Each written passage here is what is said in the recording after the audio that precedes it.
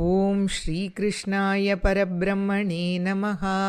अथ श्रीमन्नारायणीयं षोडशं दशकं नरनारायणावतारवर्णनं दक्षयागवर्णनं च। दक्षो विरिञ्च तनयोतमनोस्तनूजां लब्ध्वा प्रसूतिमिह षोडशचापकन्याः। धर्मे त्रयोदश ददौ पितृषु स्वदां च स्वाहां हविर्भुजि सतीं गिरिशे त्वदंशे। मूर्तिर्हि धर्मगृहिणी सुषुवे भवन्तं नारायणं नरसखं महितानुभावं। यज्जन्मनि प्रमुदिता कृततूर्यघोषाः पुष्पोत्करान् प्रववृषुर्नुनुवुः सुरौगाः।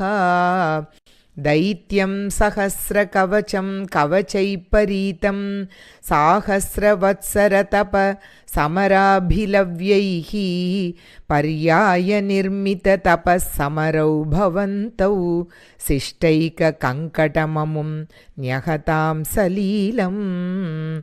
अन्वाचरन् उपदिशन्नपि मोक्षधर्मं त्वं भ्रातृमान् बदरिकाश्रमम् अद्यवात्सीः।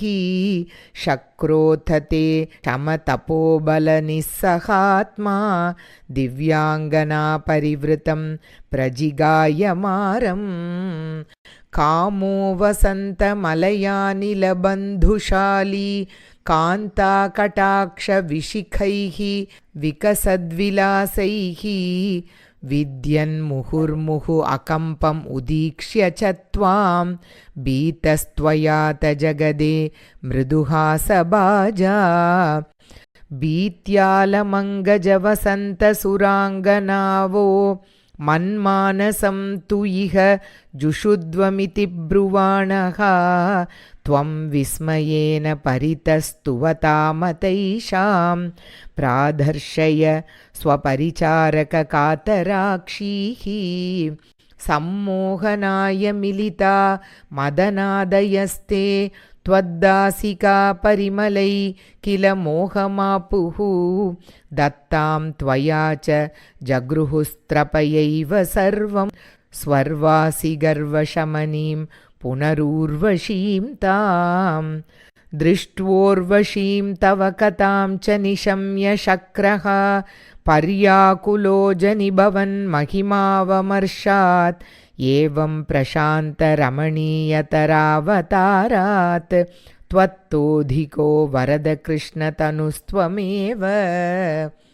दक्षस्तु धातुरतिलालनया रजोन्दो नात्यादृतः त्वयि च कष्टमशान्तिमासीत्।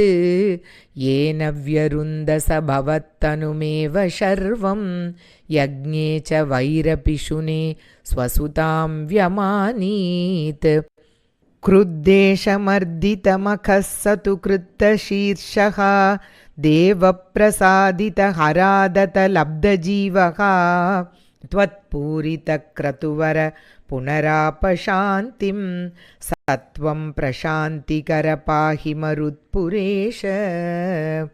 अत श्रीमन्नारायणीये षोडशं दशकं समाप्तं। श्रीहरये नमः। रमारमण गोविन्द गोविन्द। श्रीकृष्णार्पणमस्तु।